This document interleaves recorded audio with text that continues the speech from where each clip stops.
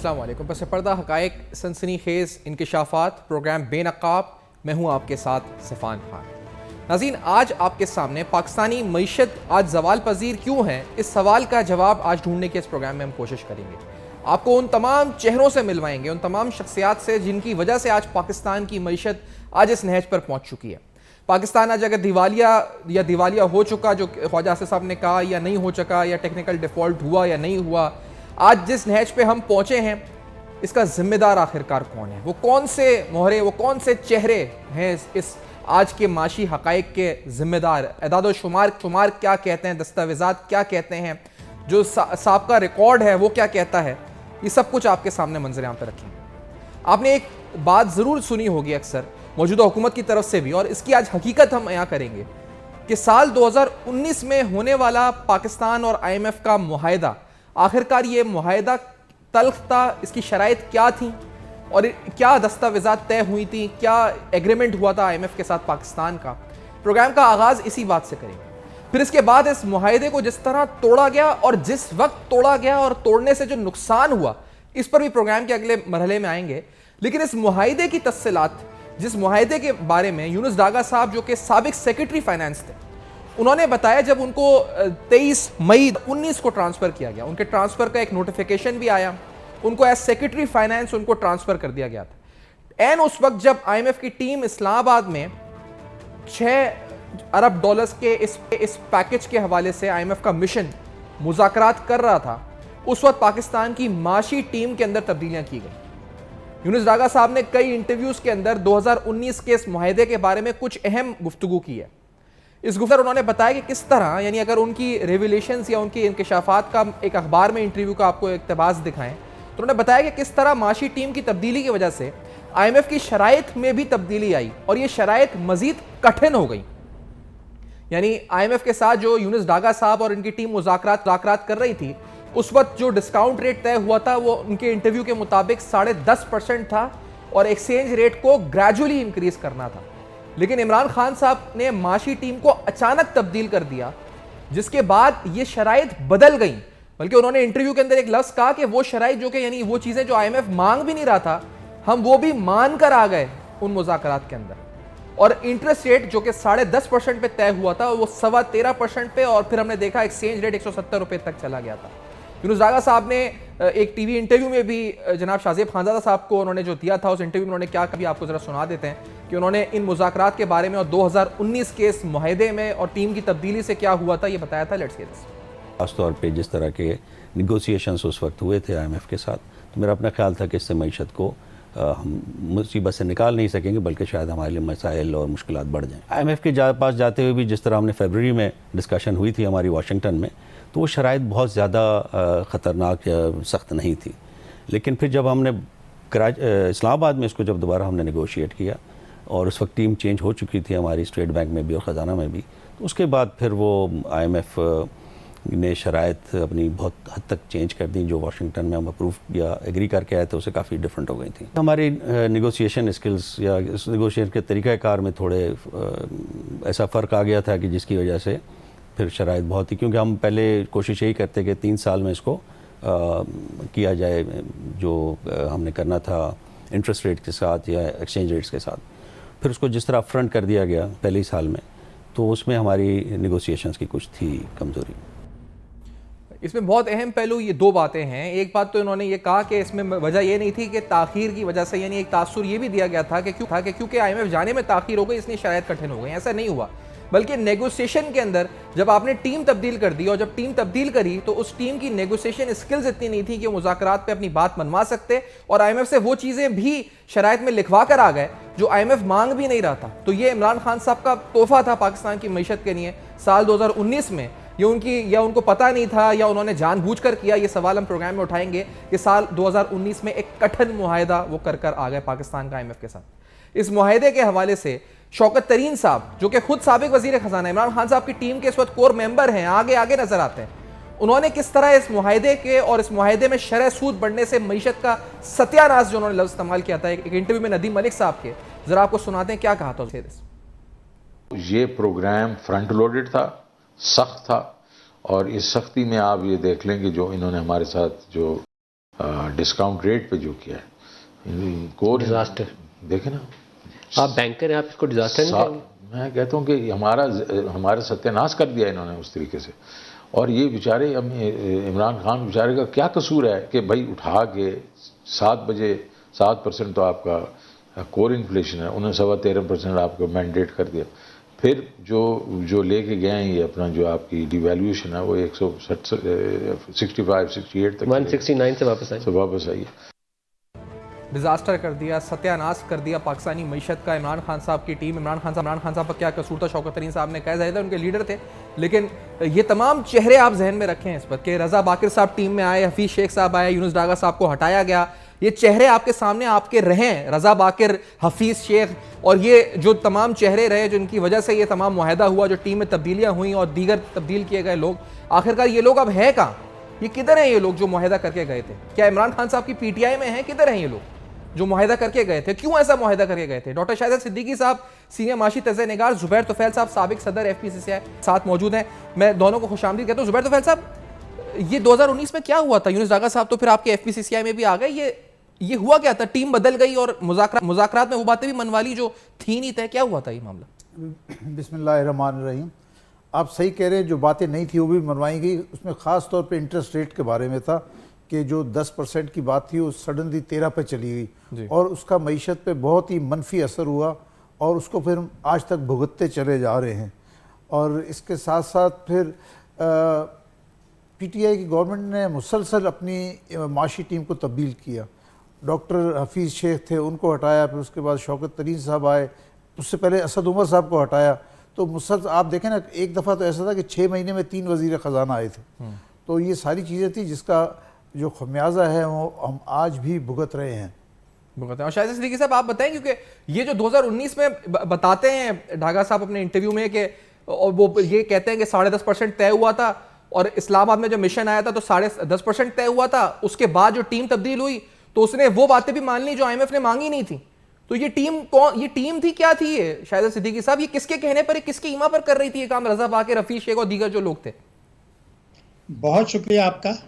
میں آپ کو بتا دوں کہ ان دونوں حضرات نے جو باتیں کی ہیں وہ صحیح نہیں ہیں, اس میں سیاست انہوں نے کر دی ہے. میں آپ کو ریکارڈ پہ بتا رہا ہوں, میری ذمہ داری ہے کہ میں دستاویزی ثبوت پیش کروں گا.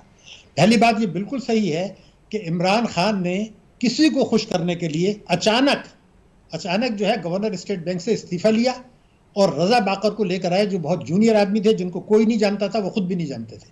ان کو لے کر آ گئے مذاکرات سے فوراً پہلے, اور حفیظ شیخ کو ہٹا کے, وہ اسد عمر کو ہٹا کے, جو بہرحال ایک بہتر آدمی تھے, آئی ایم ایف کے ایک ایسے آدمی کو لے آئے جو پاکستان میں معیشت کو تباہ کر چکا تھا. مگر یونس صاحب جو بات کر رہے ہیں ان کو پتہ کچھ بھی نہیں ہے. اس کا مطلب ہمیں پتہ ہونا چاہیے کہ ساری تباہی بربادی جو آئی ہے وہ آئی ہے مارچ سے جون 2020 تک.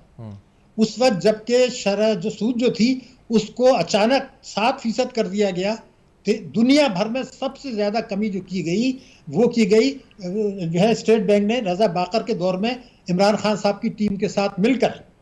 اور بعد میں اس وقت بھی میں نے آپ کے پروگرام میں بھی کہا تھا, درجنوں بار کہا تھا کہ یہ شرح سود گرا کے سستی شرح سود پر بے تحاشا قرضے دیے گئے, اور اس پہ لوگوں نے بے تحاشا امپورٹس کی, عیاشیاں کی, بے تحاشا جو ہے وہ تجارتی خسارہ بڑھایا, روپے کی قدر گرائی. اگر میں آپ سے بتاؤں کہ میری باتیں جو میں نے درجنوں بار کی ہیں اس کو آپ الگ رکھ دیں, آئی ایم ایف نے کیا کہا ہے ذرا وہ بھی تو کہہ لیں. شوکت ترین صاحب بہت ابھی آپ سناتے رہتے ہیں, ان کو حالانکہ ضرورت نہیں تھی. آئی ایم ایف نے یہ کہا کہ تباہ کن سال جو تھا وہ تھا 30 جون 2022. یہ آئی ایم ایف کا ہے, ان کے ڈپٹی مینیجنگ ڈائریکٹر کا ہے, ان کے مشن کا ہے. وہ یہ کہتے ہیں کہ اپریل میں یہ آئے تھے 21 میں, جون سے نیا مالی سال شروع ہوا. اب میں آپ کو بتاؤں آئی ایم ایف نے کیا کہا کہ اس سال پاکستان کی تاریخ میں زبردست امپورٹس کر کے تجارتی خسارہ بڑھایا گیا, بجٹ خسارہ بڑھایا گیا, مہنگائی بڑھائی گئی, اور اسٹیٹ بینک کے ریزروز گرائے گئے جس سے روپے کی قدر گر گئی. اب یہ اسٹیٹ بینک کہہ رہا ہے, یہ آئی ایم ایف کہہ رہا ہے. میں نے کیا کہا تھا کہ اس سال تجارتی خسارہ پاکستان کی تاریخ میں سب سے زیادہ 30 جون 22 میں, اور اس سال جو ہے وہ امپورٹس پاکستان کی تاریخ میں سب سے زیادہ, اور بے تحاشا لوگوں نے دولت کمائی. زبیر طفیل صاحب کو یہ بات پتہ ہے, اسٹیٹ بینک کی رپورٹ میں لکھا ہے کہ بے تحاشا لوگوں نے دولت کمائی, اور کچھ نے کون گئے, پاکستان کی معیشت اور پاکستان کے 22 کروڑ عوام. تو یہ بات میں مانتا ہوں کہ وہ جو مذاکراتی ٹیم تبدیل کی تھی انہوں نے ایسا معاہدہ کیا تھا آئی ایم ایف کے ساتھ 2019 میں جو قابل عمل نہیں تھا. مگر اس بات کو کیوں چھپا رہے ہیں کہ فروری 2020 میں چند ماہ بعد اس کو معطل کر دیا گیا تھا اس پروگرام کو, اور 20 مہینے تک وہ IMF کا پروگرام معطل رہا. صحیح. اچھا ڈاکٹر صاحب یہ بتائیں کرونا کی پھر یہ آپ جو کہہ رہے ہیں یہ بالکل یہ بھی ایک آگے 2020 میں آتا ہے, لیکن 2019 میں جو معاہدہ ہوا یہ معاہدہ ناقابل عمل یہ کیوں کیا گیا شاہد صدیقی صاحب؟ یعنی کیا ان کو پتہ نہیں تھا کہ معاہدہ جو کر رہے ہیں, یا پھر ان کو پتہ تھا اور جان بوجھ کر رہے تھے؟ یہ کیوں ایسا معاہدہ ہوا تھا ناقابل عمل؟ صاحب ہر حکومت IMF کے ان ملازمین کو لے کر کیوں آتی؟ فوجی حکومت ہو, ایک پارٹی کی حکومت ہو, دوسری پارٹی, حفیظ شیخ تو 3 دفعے آ چکے ہیں نا آخر, اس لیے کہ وہ IMF کی نمائندگی کرتے ہیں. ہمیں کب سمجھ میں آئے گا کہ ہم بیرونی اشرافیہ اور ملکی اشرافیہ کو خوش کرنے کے لیے یہ پالیسیاں بناتے ہیں, ملکی اشرافیہ کو بھی اور بیرونی اشرافیہ کو. میں جو بات آپ کے خدمت میں بار بار عرض کر رہا ہوں, زبیر طفیل صاحب بھی دیں گے, کہ انہوں نے غلط معاہدہ کیا تھا, یہ میں مانتا ہوں, لیکن تباہی تو آئی ہے مارچ 2020 کے بعد سے. اس وقت کون سی تباہی آئی تھی ذرا مجھے بتا تو دیا جائے نا. یہ تباہی آئی مارچ سے جون 2020 تک, اور گورنر اسٹیٹ بینک رضا باقر نے کیا کہا ذرا سن تو لیجئے. دنیا میں کسی نے اتنی شرح سود میں کمی نہیں کی جتنی ہم نے کی. تو میں کیا ان سے پوچھنا چاہتا ہوں کہ کیا دنیا میں سے سب سے زیادہ نقصان کووڈ کا ہمارے پاس آیا تھا؟ ایک سازش تیار کی گئی تھی, وہ کیا تھی میں آپ کو بتا دوں. اس سال ہمارا شرح نمو بہت نیچے جا رہی تھی, 2019 میں تو بالکل نیچے چلی گئی, پھر نیچے جا رہی تھی. تو ایک سازش تیار کی گئی کہ دولت مند لوگوں کو فائدہ پہنچایا جائے اور مصنوعی طریقے سے غیر ضروری امپورٹس کر کے ہماری معیشت کی شرح نمو کو عارضی طور پر بڑھایا جائے.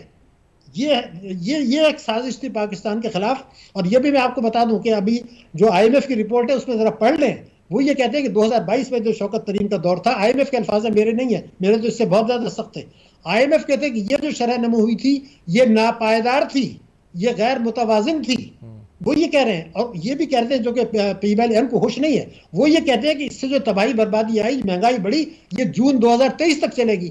اب یہ حکومت اپنے اوپر دے رہے ہیں اس لیے کہ ان کے جو لوگ ہیں وہ محنت نہیں کرنا چاہتے. IMF کی رپورٹ میں لکھا ہے کہ یہ مہنگائی جو تباہی بربادی 2022 میں عمران خان اور شوکت ترین نے کی تھی, یہ اس کے اثرات 30 جون 2023 تک رہیں گے. یہ وہ حقائق ہیں. تباہی بربادی جو ہے وہ بہت کم ہوئی تھی 2019 کے معاہدے سے, اس وقت تک آپ کا نہ تجارتی خسارہ. لیکن جو بھی بربادی ہوئی وہ ہوئی اس 4 سال کے عرصے میں. میں 2019 کے معاہدے کے حوالے سے یا پھر جو IMF کے ساتھ مذاکرات میں شوکت ترین صاحب بار بار کہتے رہے, پہلے پارلیمنٹ اسمبلی میں جو انہوں نے کہا تھا ذرا وہ سنا دیتے ہیں ایک بار پھر, کہ جو یہ فرنٹ لوڈڈ معاہدہ اور تمام چیزیں کہ ہمیں پیسے لینے گئے تو ہمیں کیا کیا سننا پڑا, کیا ہوا اسمبلی کے فلور پہ جو ترین صاحب نے کہا تھا. تو کیا ہوا, IMF کے پاس جانا پڑا.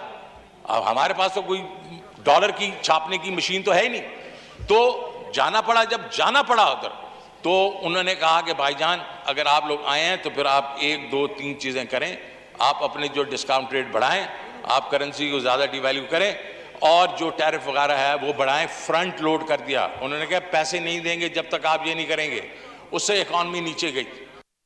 اچھا یہ فرنٹ لوڈ کا مطلب زبیر طفیل صاحب, کیونکہ یہ پہلے انہوں نے کہا کہ جو ڈھاگا صاحب بھی کہہ رہے تھے اور جو ابھی ڈاکٹر صاحب بھی بالکل حقائق بتا رہے ہیں کہ 2020 کے بعد تباہی ہوئی اصل میں, لیکن 2019 میں پہلے جو ہوا یہ فرنٹ لوڈ جو کیا گیا معاہدے کو, جو اس کا مقصد کیا ہے؟ کیونکہ ڈھاگا صاحب کہہ رہے ہیں پہلے مذاکرات میں فروری میں نہیں تھا, پھر جب بعد میں ٹیم بدلی تو انہوں نے فرنٹ لوڈ کر دیا. ترین صاحب بھی یہاں کہتے ہیں کہ انہوں نے پروگرام کو فرنٹ لوڈ کر دیا.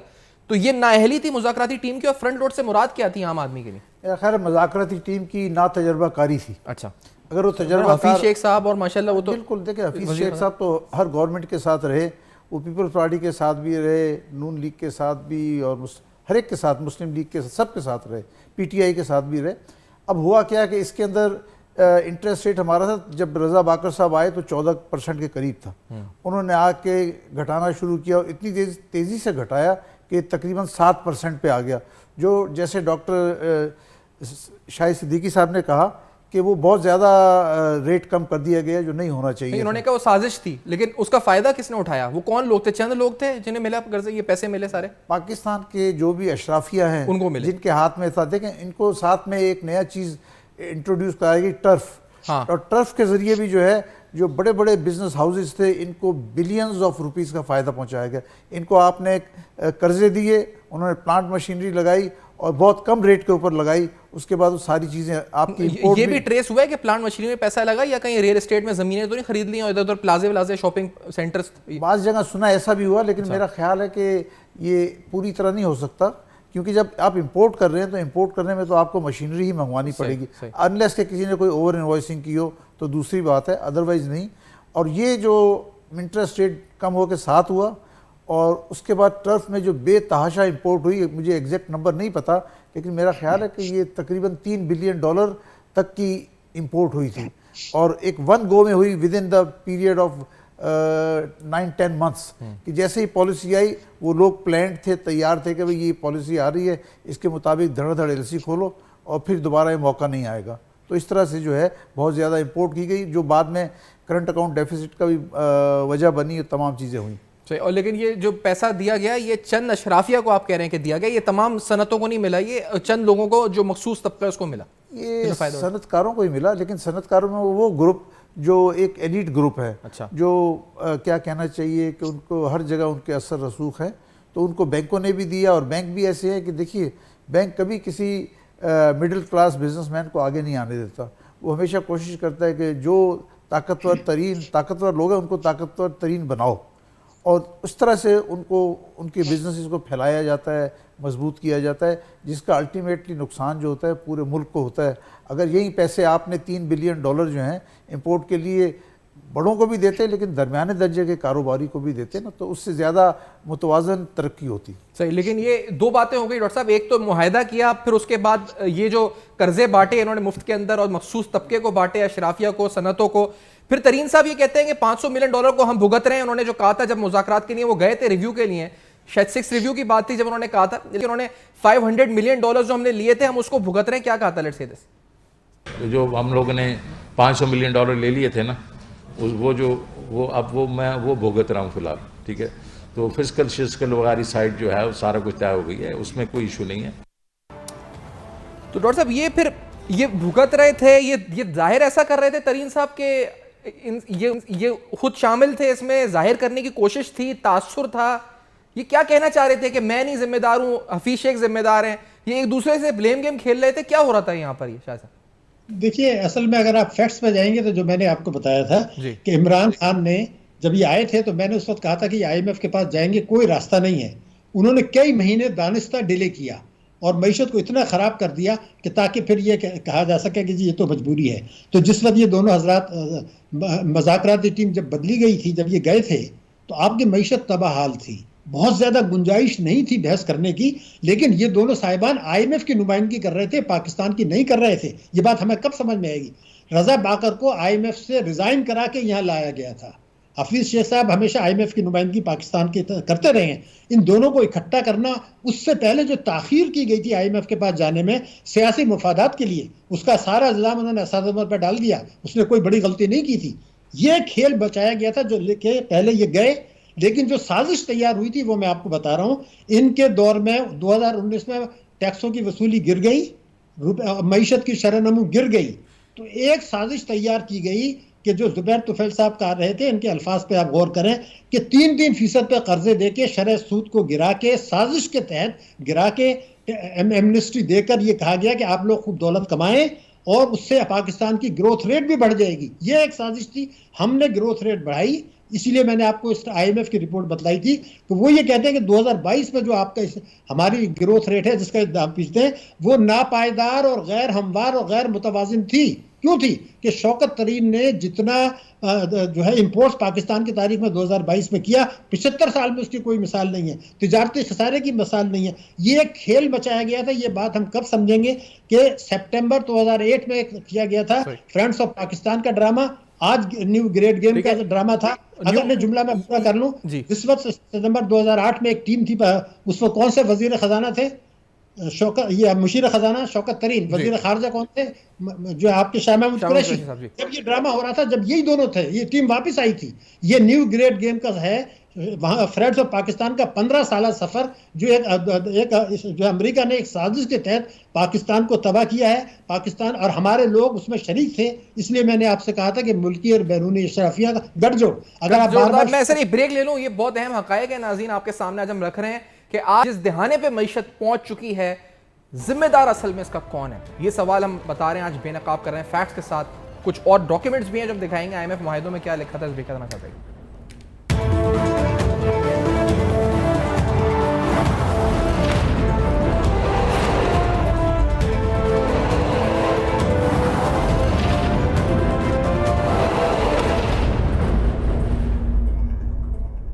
Welcome back. آپ دیکھ رہے ہیں بے نقاب، اور آج بے نقاب میں آپ کے سامنے ہم بہت اہم سوالات اٹھا رہے ہیں. آج پاکستان کی معیشت کا جو یہ حال ہے اس کی وجہ کیا عمران خان صاحب اور ان کی معاشی ٹیم ہے. یہ معاشی ٹیم جو کہ بار بار تبدیل ہوئی، دوران مذاکرات IMF کے ساتھ تبدیل ہوئی سال 2019 میں. اس تبدیلی کے بعد خود ان کی ٹیم کے سرکردہ جو لوگ تھے انہوں نے آ کے بتایا کہ ٹیم میں تبدیلی کی وجہ سے کس طرح IMF کی شرائط مزید کٹھن ہو گئی. پھر اس کے بعد دوسرے وزیر خزانہ آئے، انہوں نے بتایا کہ کس طرح ایک فرنٹ لوڈڈ پروگرام انہوں نے دیا جس کی وجہ سے معیشت کا ستیہ ناش ہوا. پھر انہوں نے قرضے بانٹے، جس طرح آج آپ کے سامنے حقائق رکھ رہے ہیں کہ اربوں روپے ٹرف اور EFS اور LTFF اس طرح کی سکیمز کے اندر کم شرح سود کے اوپر دے دیے گئے، صرف ایک اشرافیہ طبقے کو فائدہ پہنچانے کے لیے دیے گئے. صرف یہی نہیں ہوا بلکہ اس سخت ترین معاہدے کے بعد ایک 6 ریویو بھی سامنے آیا. فروری 2022 کے دستاویزات کے مطابق، اس جو IMF کا ڈاکیومنٹ ہے اس کے مطابق، پاکستان نے اپنے فیڈرل ٹیکس ریونیو جو IMF کو بتایا کہ ول گرو بائی 25%، اور اس میں لکھا جی کہ انشور کیا کہ petroleum development levy on gasoline and diesel is consistent with the new revenue target.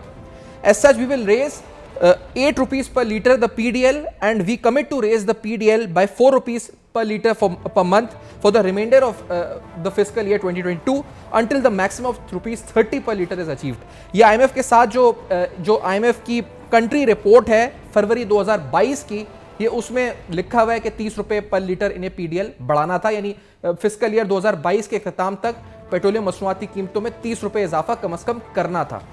پھر لیٹر آف انٹینٹ بھی ایک ہے جس میں آپ دیکھ سکیں گے کہ شوکت ترین صاحب اور رضا باقر صاحب کے نام بھی موجود ہیں.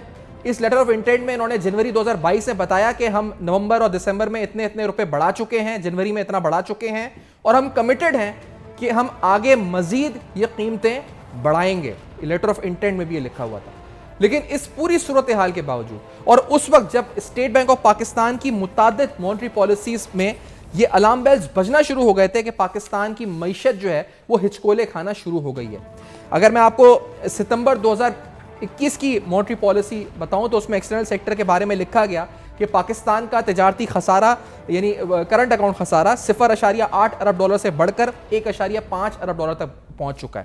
آگے نومبر 2021 میں لکھا گیا کہ روپے کی قیمت میں تقریباً 3.4% گراوٹ آ چکی ہے کیونکہ پاکستان کا ایکسٹرنل اکاؤنٹ اس وقت اس کی جو سسٹینیبلٹی ہے اس کو خطرات اس پہ موجود ہیں. تو اسٹیٹ بینک الارم بیل بجا رہا تھا. IMF کے ساتھ معاہدہ ہوا تھا.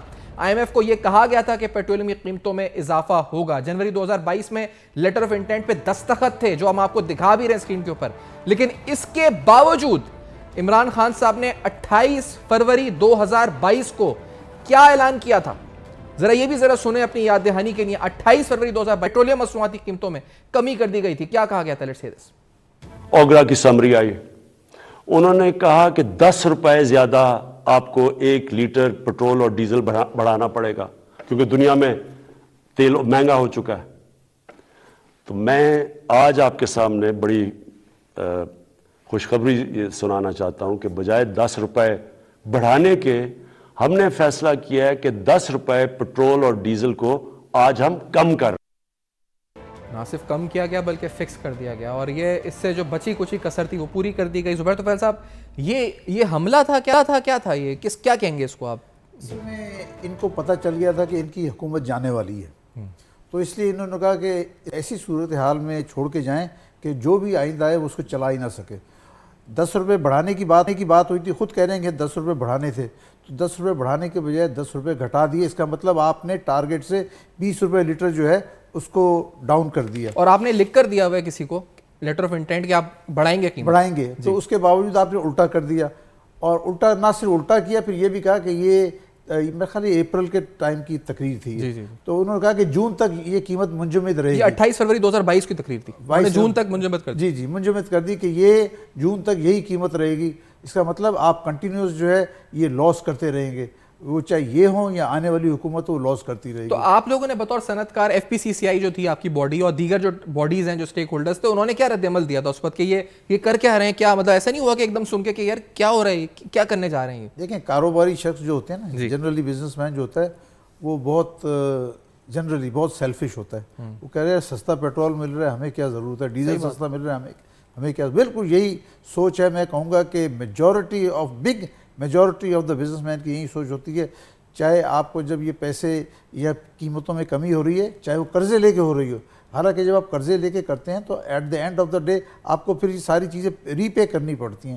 لیکن ہم سب خاموش تھے, یہاں ٹھیک ہے یار, سستا پیٹرول آ رہا ہے, سستا ڈیزل آ رہا ہے, آنے دو.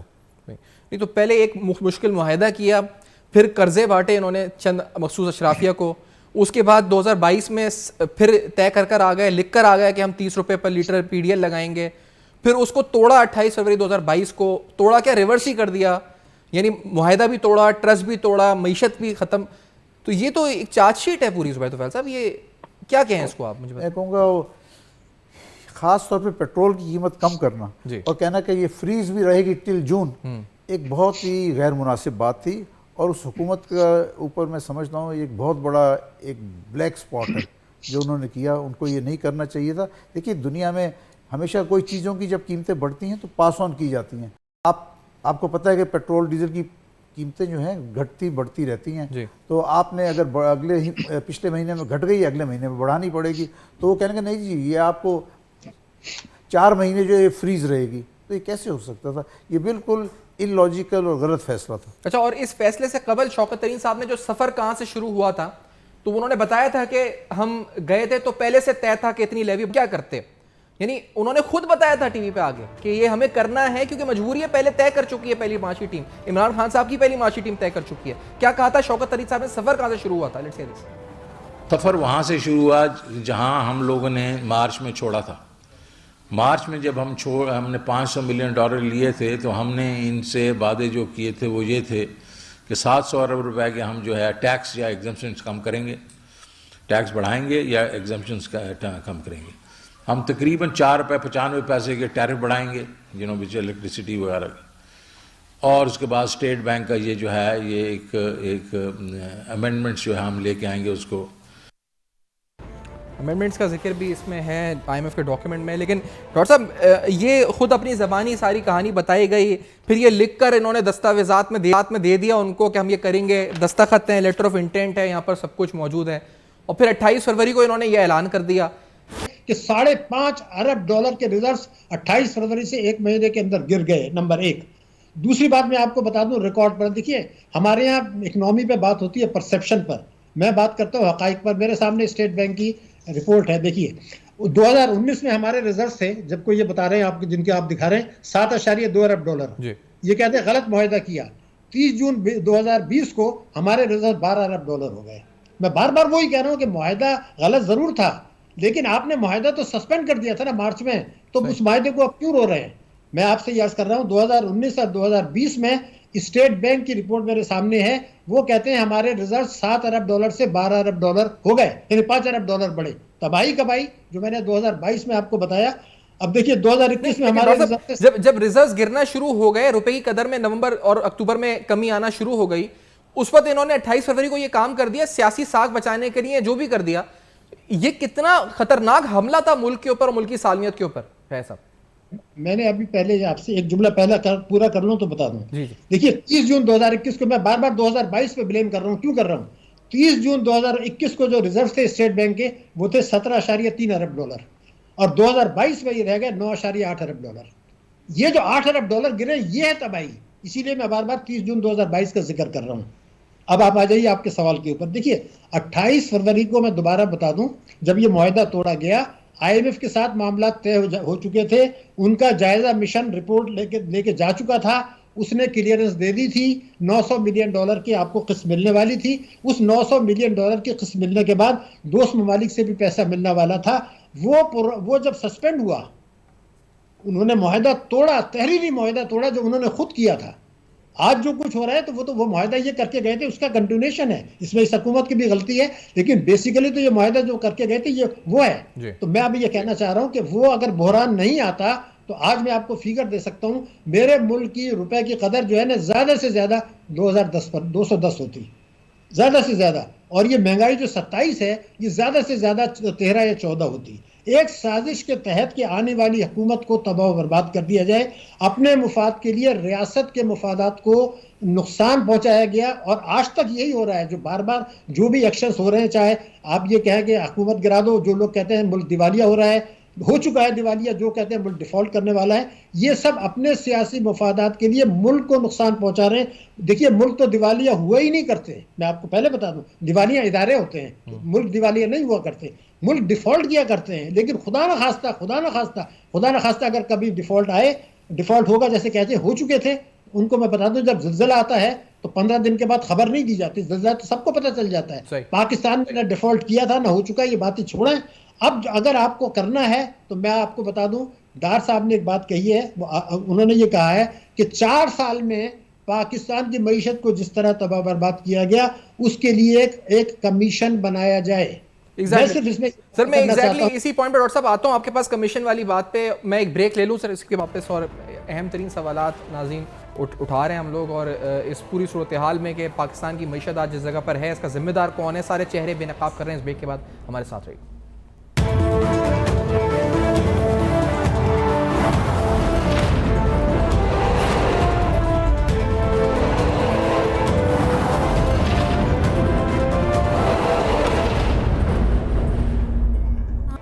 ویلکم بیک، آپ دیکھ رہے ہیں بے نقاب، اور آج بے نقاب میں کچھ اہم حقائق ڈاکیومنٹس کے ساتھ آپ کو سامنے تمام جو اس سے پہلے باتیں کی گئیں عمران خان صاحب کی اپنی ٹیم کی طرف سے، وہی سب رکھ رہے ہیں۔ یعنی یہ نہیں کہ ان کی اپوزیشن کی باتیں رکھ رہے ہیں کہ کیا انہوں نے کیا کیا نہیں کیا، جو ان کے خود وزراء خزانہ مختلف اوقات میں بیانات دیتے رہے، آئی ایم ایف سے معاہدے کرتے رہے دستخط کے ساتھ، letter of intent, documents I M F کی ایگریمنٹس میں کیا لکھا ہوا تھا، کتنے پیٹرول بڑھانا ہے، کتنی لیویز بڑھانی ہے، یہ تمام تفصیلات آپ کے سامنے رکھ رہے ہیں۔ 2019 کا معاہدہ، 2020 میں سستے قرضے، اور اس کے بعد 2022 میں کس طرح آئی ایم ایف کے ساتھ طے کی گئی شرائط کو توڑا گیا، معاہدے کو توڑا گیا، کتنا نقصان پاکستان کی معیشت کا ہوا۔ ڈاکٹر شاہد صدیقی صاحب آپ گفتگو فرما رہے تھے، ڈاکٹر صاحب یہ بتائیں کہ پھر کیا یہ ایک تحقیقات جامع ہونی چاہیے، یہ تمام چہروں، یہ جو سارے چہرے ہیں اسٹارٹنگ فرام 2019 جو معاشی ٹیم تھی ان کی، حفیظ شیخ وغیرہ، وہاں سے لے کر اینڈ تک شوکت ترین تک، یہ ان سب کے خلاف تحقیقات ہونی چاہیے، کیا ہونا چاہیے؟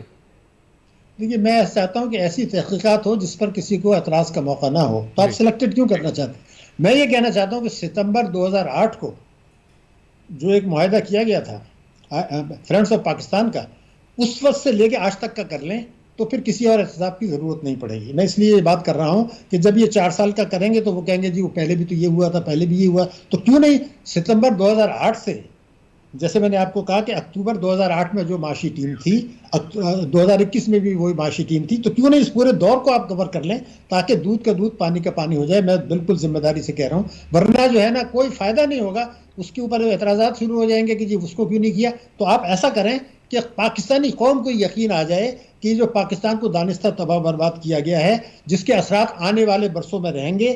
اگر کسی کو یہ غلط فہمی ہے، میرا اپنا خیال یہ کہ 13 مارچ کو شاید آئی ایم ایف کی قسط مل جائے، میرا تخمینہ ہے۔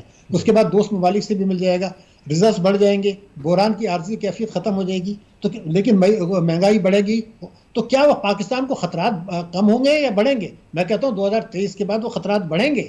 تو میرا کہنا ہے یہ ایک طرف ذمہ داری کا تعین کریں، دوسری طرف بڑا اہم یہ ہے کہ اس وقت اس تباہی بربادی جو ہو چکی ہے آج تک، تو ہم یہ کہیں کہ جناب ہمیں یہ طے کرنا ہے کہ ان قرضوں کو ملنے کے بعد کیا معیشت بحران سے نکلنے کے بعد مشکلات سے بھی نکلے گی یا خطرات بڑھیں گے۔ اس لیے کہ جب اگلی دفعہ آئی ایم ایف کے پاس جائیں گے آپ، عمران خان صاحب نے تو کہہ دیا ہے، جو پہلے کہا کرتے تھے میں خودکشی کر لوں گا، اب انہوں نے امریکہ کو میسج دی ہے کہ اگر میں اقتدار میں آیا تو میں بھی آئی ایم ایف کے پاس جاؤں گا، سب جائیں گے۔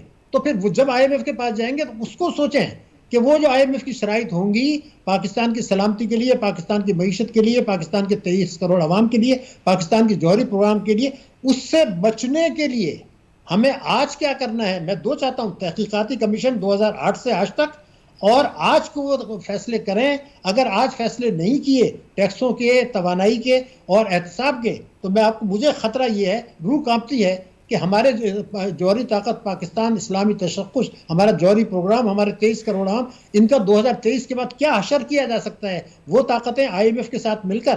اور ہم جو ہے آپ ہی دیکھیے کہ سارا کھیل کیا ہے، امپورٹس ہماری جو ہیں وہ دگنی ہیں ہماری ایکسپورٹ سے، اس کو آپ کور کہاں سے کر رہے ہیں؟ جعلی ریمیٹنسز سے، 111.4 سے۔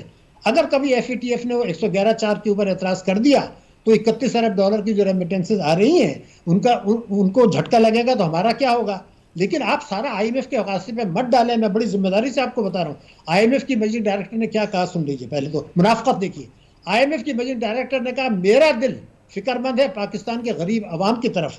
میں نے تو یہ کہا ہے, IMF نے تو یہ کہا ہے کہ آپ ان لوگوں سے ٹیکس لیں, ابھی کہا ہے 10 دن پہلے, ان لوگوں سے ٹیکس لیں جو مالدار ہیں اور جو ٹیکس دے سکتے ہیں, اور غریبوں کو زر اعانت دیں.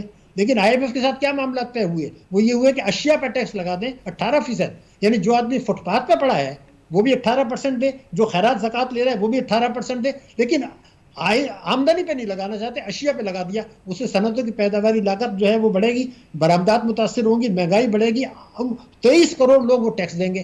تو IMF کی منافقت دیکھیے, اور ہم نے وہ گٹھ جوڑ کر لیا.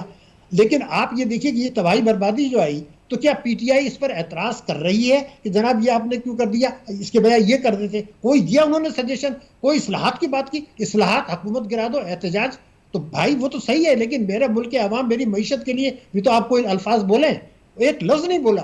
آج یہ جو جس پریشانی کا آپ اظہار کر رہے ہیں, اس کا تقاضا تو یہ تھا کہ اپوزیشن حکومت کے پاس آتی کہ 2 ہفتے کے لیے میری آپ کی دشمنی بند, ہم دونوں بیٹھ جاتے ہیں, ہم قومی سلامتی کو بھی بلا لیتے ہیں, افواج پاکستان جہاں ہوتی ہیں, ہم یہ بات کرتے ہیں کہ ہمارے لیے جو خطرات ہیں, آگے اس پیسے ملنے کے بعد کچھ نہیں ہونے والا, IMF کے بعد صرف بحران سے نکلیں گے, تو ہم آئندہ بچنے کے لیے کیا کریں, وہ اصلاحات سب مل کے کر لیتے ہیں تاکہ آئندہ کوئی خطرہ اتنا نہ ہو. اور جب یہ معاہدہ ہو جائے گا, قانون سازی ہو جائے گی, تو میری آپ کی دشمنی پھر شروع ہوگی, پھر میں کر لوں گا ضرور شوق. کاش ایسی آئیڈل سچویشن ہو سکے. ڈاکٹر صاحب, احمد چنوائے صاحب بھی ساتھ ہیں, ان کی. احمد چنوائے صاحب, یہ مجھے بتائیں, یہ جو معاہدے توڑے IMF کے ساتھ عمران خان صاحب نے, یہ تمام چہرے آپ کس طرح سمجھتے ہیں ذمہ دار ہیں یہ تمام صورتحال کے جو آج ہم فیس کر رہے ہیں؟ بسم اللہ الرحمن الرحیم. دیکھیں, بات یہ ہے کہ جو پیچھے IMF کے ساتھ ہمارے مذاکرات ہوئے, اور اس IMF کے مذاکرات کے اندر جو ہے وہ ہم نے کنفرمیشن دی کہ ہم یہ اصلاحات کریں گے, اس کے برعکس پولیٹیکل سٹیبلٹی یا پولیٹیکل گین کے لیے, مائلیج کے لیے ہم نے معاہدے سے ناراض کیا. اور یہ معاہدے سے ناراض جو ہے وہ آج ہم کو اتنا مہنگا پڑ رہا ہے کہ 44% مہنگائی کی صورت میں ہمارے پاس چیزیں سامنے آ رہی ہیں. پیٹرول کا جو ریٹ ہے وہ ہم 275 کے قریب جا کے لے کے گئے ہیں. اسی طرح انرجی پرائسز جو ہے وہ ہم نے بڑھا دی, گیس پرائسز ہم نے بڑھا دی. یہ سارا سب کچھ بلوا جو ہے وہ اس وقت کی جو گورنمنٹ ہے اس پہ گر رہا ہے. اور میں سمجھتا ہوں کہ متواتر اگر ہم IMF کے ساتھ اسی طرح کرتے رہیں گے تو حالات جو ہیں وہ کسی سنگین نتائج کی طرف چلے جائیں گے. لیکن ایک بات یہ طے ہے, جو میں ساری ڈسکشن ہو رہی تھی سن رہا تھا, اور جو حالات نظر آ رہے ہیں اس میں یہ سمجھتا ہوں کہ اگر IMF کی ان تمام شرائط پر عمل کر لیا گیا, جس میں مہنگائی کا تو ایک طوفان آ رہا ہے اور مزید بھی آئے گا, لیکن میں سمجھتا ہوں کہ آنے والے دن جو ہے وہ بہتر اس سینس سے ہو جائیں گے کہ جو ریونیو کلیکشن ہم نے کرنا ہے وہ ہمیں آنا شروع ہو جائے گا, اور اس کے ساتھ ساتھ جو دوسرے ملکوں کی فنڈنگ ہے وہ بھی آنی شروع ہو جائے گی. تو ان تمام فنڈنگ کے ساتھ جو ہے میں سمجھتا ہوں کہ ڈالر ریٹ بھی امپروو ہوگا, اور پاکستان کی معیشت جو ہے وہ چلنا شروع ہو جائے گی. کہ ایک جمود طاری ہوا ہے, بیک لاگ آیا ہوا ہے کہ بہت سارا مال پورٹ پہ پڑا ہوا ہے, بہت ساری امپورٹس ہو نہیں پا رہی, اور اس کے بعد ظاہر ہے اگر امپورٹس نہیں ہو پائے گی تو جو را مٹیریل ہمیں ایکسپورٹ کے لیے درکار ہے وہ ہم جو ہے وہ نہیں لا سکیں گے, اور ایکسپورٹ جو ہے وہ بھی متاثر ہو سکیں گے. تو آج یہ بہت ضروری ہے کہ یہ سارے معاہدے ہو جائیں. پاکستانی قوم کو یہ بوجھ تو ضرور برداشت کرنا پڑے گا, لیکن آنے والے وقتوں میں جو ہے میں سمجھتا ہوں کہ بہتر حالات ہو جائیں گے, اور کاروبار جو ہے وہ انشاءاللہ چلنا شروع ہو جائے گا. انشاءاللہ امید ہے. لیکن یہ جو آج ہم نے آپ کے سامنے ناظرین پورا بتایا ہے, جس طرح ڈاکٹر شاہد صدیقی صاحب نے بھی تمام فیکٹس اینڈ فگرز کے ساتھ, اور زبیر صاحب نے بھی پوری تفصیلات آپ کے سامنے رکھی ہیں کہ کس طرح 2019 میں معاہدہ ہوا, پھر 2020 میں قرضے دیے گئے, 2022 میں معاہدے میں لکھا کیا گیا, کہا کیا گیا اس بارے میں جب یہ معاہدے ہو رہے تھے, جب شرائط منوائی جا رہی تھی تب کیا بات کی جا رہی تھی, جب مذاکرات ہو رہے تھے مذاکرات کے بعد کیا بریفنگز دی گئی میڈیا کو, اور پھر کس طرح اس معاہدے کو توڑا گیا. اس وقت توڑا گیا جب معیشت ویسی ریزروز گرنا شروع ہو گئے تھے, روپے کے اوپر پریشر تھا.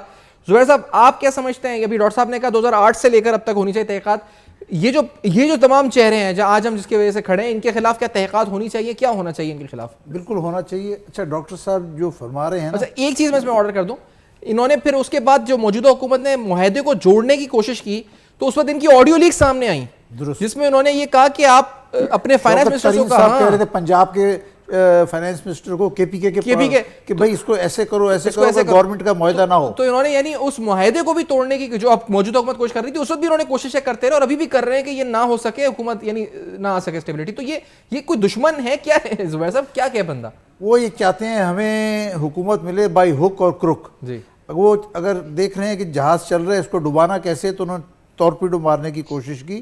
بات یہ ہے کہ دیکھیے جہاں تک ڈاکٹر شاہد حسن صدیقی صاحب کا تعلق ہے کہ 2008 سے وہ اس لیے کہہ رہے ہیں کہ اگر آپ نے 18 سے 22 تک کی بات کی تو اسپیسیفک ہو جائے گا کہ یہ اینٹی وکٹمائزیشن ہے. تو میں اس سے ایگری کرتا ہوں کہ 2008 سے کمیشن بنا کے اور آج تک اس کو تحقیقات کریں، اور اگر ہم نہیں کریں گے تو ہمیں پتہ نہیں چلے گا. یہ تو جو پی ڈی ایم کی گورنمنٹ آئی وہ تو پھنس گئی، انہوں نے سوچا نہیں کہ اس بری طرح سے یہ معاملات جو ہے ان کے اگینسٹ جائیں گے. اور جو آخر میں جو انفلیشن وغیرہ جو ہے سپر انفلیشن اس وجوہات سے آئی جو پی ٹی آئی گورنمنٹ نے کام کیے تھے 4 سال کے اندر، تو وہ اس کے اندر آ کے اس کے گرداب میں پھنسے. لیکن اب بات یہ ہے کہ مسئلہ کس نے بھی کیا ہو، مسئلہ ہے اس کو حل کیسے کرنا ہے. حل وہ حکومت اچھی ہوتی ہے جو مسائل کا حل تلاش کرے، یہ نہ کہے کہ جی وہ پچھلی حکومت نے کیا، اس نے کیا، جس نے بھی کیا ہم مانتے ہیں، پتہ ہے ہمیں، لیکن اس کو آگے حل تلاش کریں.